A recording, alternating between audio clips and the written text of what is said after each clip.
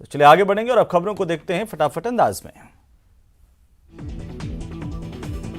तनावपूर्ण स्थिति और सुरक्षा कारणों से कीव में सभी लोगों को घरों में ही रहने के लिए कहा गया। हमारे होटल में भी बाहर जाने के सभी दरवाजे छात्र छात्राओं का कहना है कि बंद कर दिए गए। पूछने पर बताया गया कि किसी को भी कल तक बाहर जाने की अनुमति नहीं दी गई है। संयुक्त राष्ट्र ने यूक्रेन में चल रही लड़ाई में कम से कम 240 आम नागरिकों के मारे जाने की पुष्टि की है, जिनमें से कम 64 लोगों की मौत गुरुवार को हुई। हालांकि उनका मानना है कि वास्तविक संख्या इससे कहीं ज्यादा है, क्योंकि मारे गए लोगों की कई खबरों की अभी तक पुष्टि नहीं की गई है। यूक्रेन और रूस के बीच जंग का आज चौथा दिन है, लिहाजा रूस के हमले अब बेकाबू होते जा रहे हैं। सुबह से ही यूक्रेन रूसी सैनिकों के हमले से सहमा हुआ है। रूस ने सुबह कारगिल के इलाके में गैस की पाइपलाइन को ध्वस्त कर दिया था। यूक्रेन रूस युद्ध के बीच एक बड़ी जानकारी सामने आ रही है। दरअसल क्रेमलिन अब यूक्रेन के साथ बातचीत के लिए तैयार हो गया है। रूसी न्यूज एजेंसी के मुताबिक क्रेमलिन की ओर से कहा गया है कि वो बेलारूस में यूक्रेन के साथ बातचीत करने के लिए तैयार है। यूक्रेन पर हमले के बाद से अमेरिका और उसके सहयोगी देशों ने रूस और उसके अधिकारियों, बिजनेसमैन, बैंक और पूरे इकोनॉमिक सेक्टर पर तमाम तरह की प्रतिबंधों का ऐलान किया है। बाइडेन ने कहा है कि यूक्रेन को लेकर के रूस पर लगाए जा रहे प्रतिबंधों का एकमात्र विकल्प तीसरा विश्व युद्ध की शुरुआत होगी। यूक्रेन की राजधानी कीव समेत यूक्रेन के तमाम शहरों पर रूस ने अपने हमले तेज कर दिए हैं। चेर्नोबिल के प्लांट पर कब्जा करने के बाद रूसी आर्मी अब एक और न्यूक्लियर पावर प्लांट पर कब्जे की कोशिश में है। वहीं रूस ने बड़ी घोषणा करते हुए कहा है कि अब यूक्रेन पर हमले और तेज किए जाएंगे। भारत के विदेश मंत्री एस जयशंकर ने कहा कि रोमानिया की राजधानी बुखारेस्ट से 198 भारतीय नागरिकों को लेकर के फ्लाइट आ रही चौथी उड़ान रविवार को भारत के लिए रवाना हो गई है।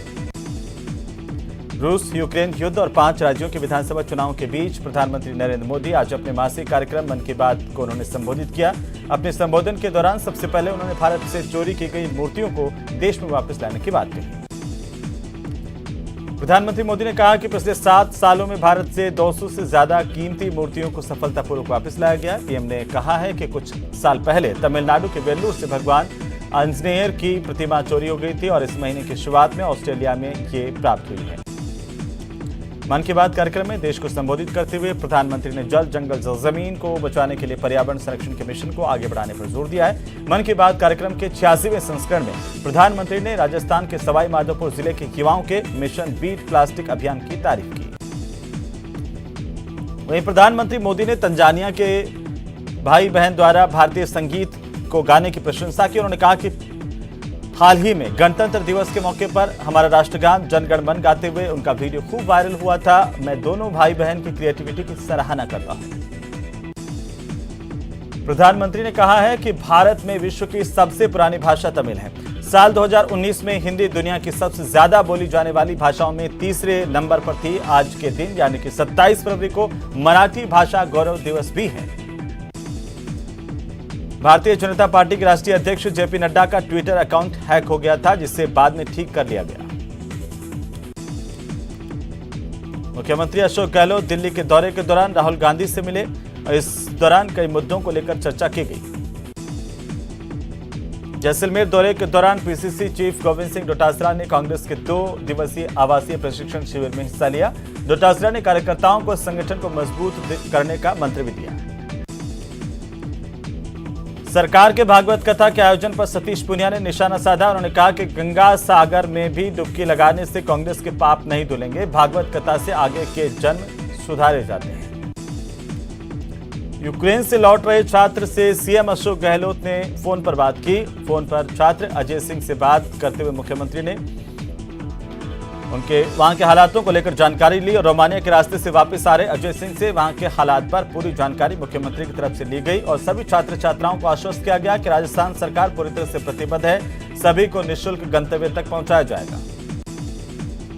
गहलोत सरकार की घर वापसी की मुहिम रंग ला रही है। यूक्रेन से जयपुर 9 स्टूडेंट लौटे हैं। महिला और बाल विकास विभाग की मंत्री ममता भूपेश ने इन छात्र छात्राओं की अगवानी की।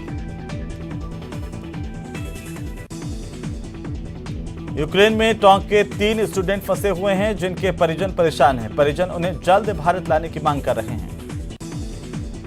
यूक्रेन से जयपुर पहुंची छात्राओं से महिला आयोग की चेयरमैन रेहाना रियाज ने सर्किट हाउस में मुलाकात की। सभी का कुशलक्षेम पूछा और यूक्रेन के हालात को लेकर बातचीत की। कोटा में यूक्रेन में अभी भी कोटा समेत देश के कई इलाकों के सैकड़ों स्टूडेंट फंसे हुए हैं। गवर्नमेंट कॉलेज के छात्र संघ अध्यक्ष विनय राज सिंह समेत छात्र नेताओं ने प्रधानमंत्री और विदेश मंत्री से इन सभी छात्र छात्राओं को यूक्रेन से सलामती के साथ वापस लाने की अपील की है। यूक्रेन से छात्र छात्राओं के लौटने का सिलसिला लगातार जारी है। यूक्रेन में फंसे 240 स्टूडेंट स्वदेश लौट आए हैं। एयर इंडिया की फ्लाइट हंगरी से दिल्ली पहुंची। उदयपुर के प्रतापनगर थाना इलाके में आज दिन दहाड़े एक कार सवार युवक पर बदमाशों ने फायरिंग की। इसे देखकर कार सवार युवक बाल बाल बचे। इसमें फायरिंग के दौरान गोली कार से टकराई। घटना के बाद बदमाश मौके से फरार हो गए। कोटा की रामगंज मंडी में एक मकान में चोरों ने अलमारी का लॉक खोल करके जेवर लेकर के फरार हो गए। वारदात में सीसीटीवी फुटेज सामने आए हैं, जिसमें एक संदिग्ध युवती नाले में कुछ सामान डालती हुई नजर आई। जयपुर के एसएमएस स्टेडियम में आश्रय रूम का दरवाजा तोड़कर चोरी का मामला सामने आया। चोरों ने स्पोर्ट्स किट और इलेक्ट्रिक सामान चोरी कर लिया। पुलिस को चोरी में इस्तेमाल पेचकस मिला है। कोटा में भाजपा नेता की पीट कर हत्या करने के मामले को लेकर आरोपियों की जल्द गिरफ्तारी नहीं होने पर बीजेपी विधायक संदीप शर्मा ने थाने में धरना देने की चेतावनी दी है। कोटा में भाजपा नेता की पीट कर हत्या मामले में आरोपियों की जल्द गिरफ्तारी नहीं होने पर विधायक संदीप शर्मा ने चेतावनी दी है कि वे थाने में धरना देंगे। राजसमंद की राजनगर थाना पुलिस ने नेशनल हाईवे नंबर 8 स्थित पिपरडा चुंगी नाके पर नाकाबंदी कर एक शराब से भरा हुआ कंटेनर पकड़ा। तलाशी के दौरान 300 कार्टन शराब बरामद की गई। जयपुर में एसएमएस स्टेडियम के आर्चरी रूम का दरवाजा तोड़कर स्पोर्ट्स किट और इलेक्ट्रिक सामान चुरा लिया। पुलिस ने मौका मुआयना किया, जांच जारी है। सिटी के धान मंडी इलाके में देर रात चाकूबाजी का एक मामला सामने आया। मामूली कारसुनी में एक युवक ने उसके दोस्त पर चाकू से वार कर उसे गंभीर रूप से घायल कर दिया।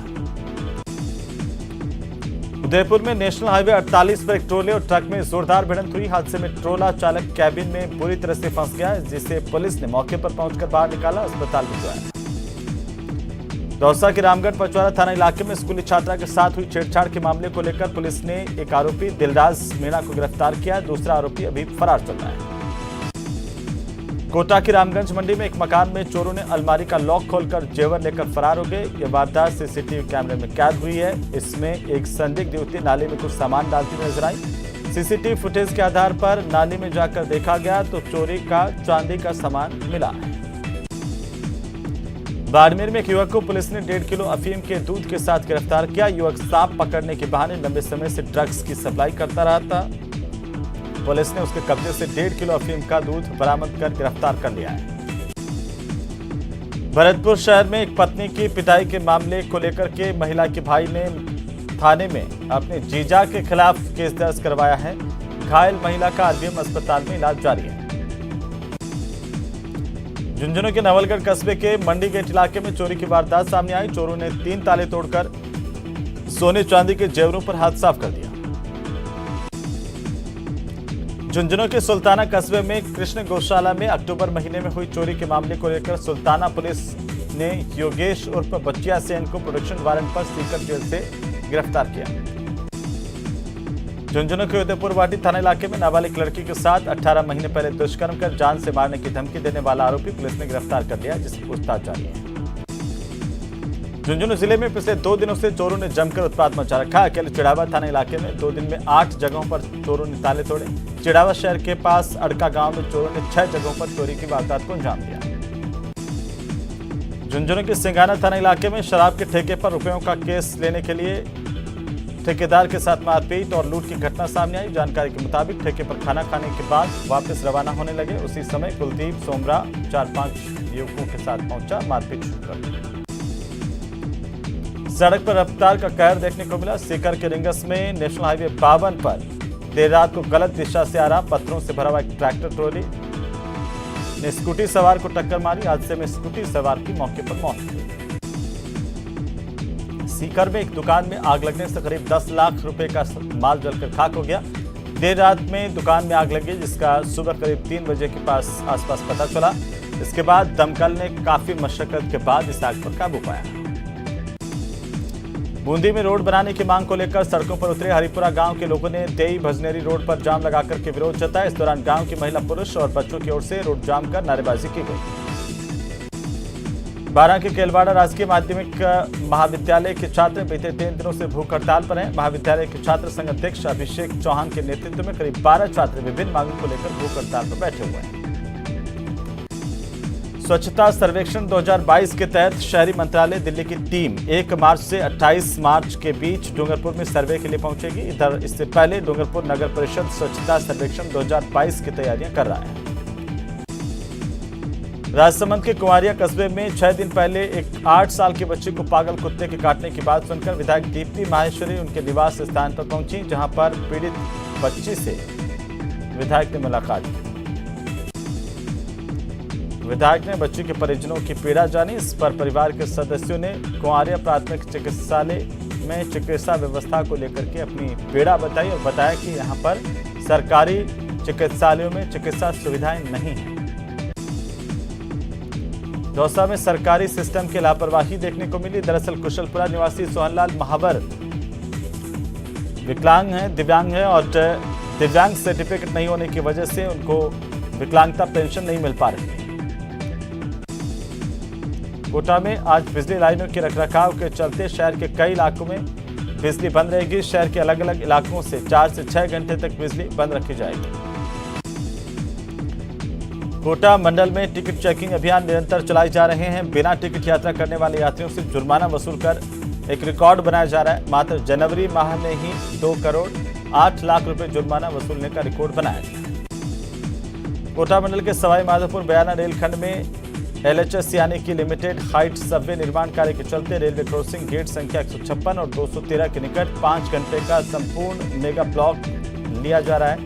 इसके चलते इस रेलखंड से गुजरने वाली कुछ रेलगाड़ियां प्रभावित होंगी।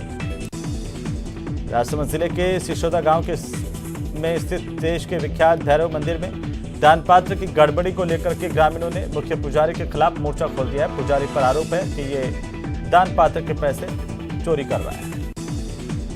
सिसोदा पंचायत के सर्व समाज के ग्रामीणों की बैठक मंदिर परिसर में हुई, जिसमें सर्वसम्मति से दान पात्र की गड़बड़ी की जांच पूरी होने तक मुख्य पुजारी जीवन सिंह को सेवा से दूर करने का निर्णय किया गया। इस दौरान मंदिर के पुजारी और अन्य पुजारी भी मौजूद थे।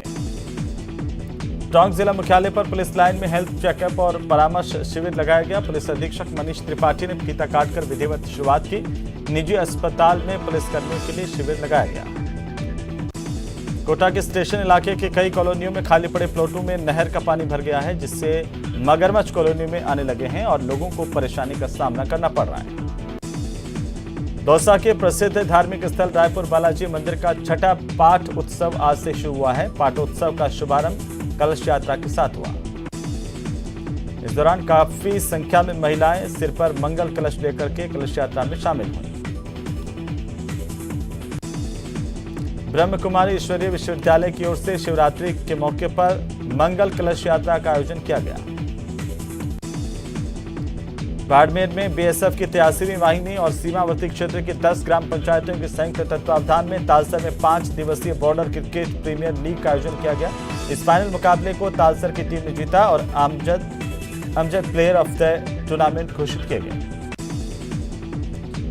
पूर्वी राजस्थान के 13 जिलों की सिंचाई परियोजना और पेयजल की लाइफलाइन मानी जाने वाली ईस्टर्न राजस्थान कैनाल परियोजना पर राज्य सरकार ने केंद्र सरकार के खिलाफ वादाखिलाफी के आरोप लगाए हैं।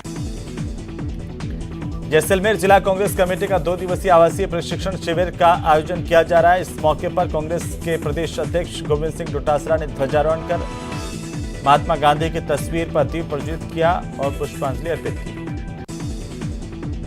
श्रीगंगानगर की जैतसर में किसान के साथ 7.5 लाख रुपए की राशि की ठगी का मामला सामने आया। पीड़ित किसान के परिवार पर पुलिस ने प्रॉपर्टी डीलर का काम करने वाले 2 लोगों के खिलाफ नामजद मुकदमा दर्ज किया है। मुख्यमंत्री अशोक गहलोत की ओर से पेश किए गए बजट को होटल कारोबारियों ने प्रदेश के चहुमुखी विकास वाला बजट बताया है। होटल एसोसिएशन के पदाधिकारियों ने बजट घोषणाओं में होटल को उद्योग का दर्जा देने पर मुख्यमंत्री अशोक गहलोत का आभार जताया।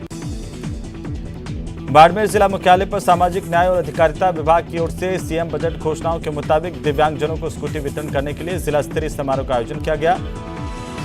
इस समारोह में वन और पर्यावरण मंत्री हेमाराम चौधरी ने बेहतर दिव्यांगजनों को हेलमेट मई स्कूटी के साथ चाबी सौंपी। इसके बाद दिव्यांगजनों के चेहरे पर खुशी देखने को मिली। जयपुर में पल्स पोलियो अभियान की शुरुआत आज चिकित्सा मंत्री प्रसादी लाल मीणा ने बच्चों को पोलियो की खुराक पिला करके की। पोलियो की खुराक प्रदेश भर में 54,627 पोलियो बूथ बनाए गए। 2,215 ट्रांजिट टीम और 3,381 मोबाइल टीम भी बनाई गई। 3 दिन तक पोलियो की दवा पिलाई जाएगी। बच्चों को पोलियो की बीमारी से मुक्त रखने के लिए आज से 3 दिवसीय पोलियो अभियान की शुरुआत हुई है।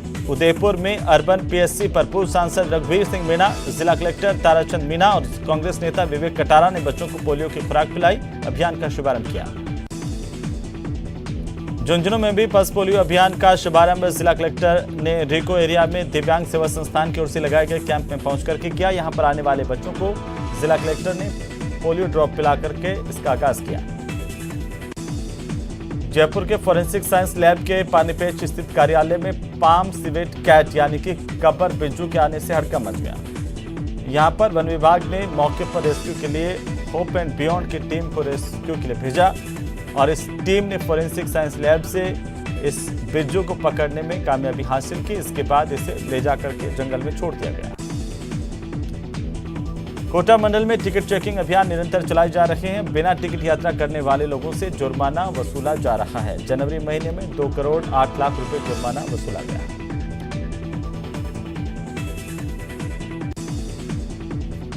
चलिए इसी के साथ ही इस बुलेटिन में फिलहाल इतना ही। नमस्कार।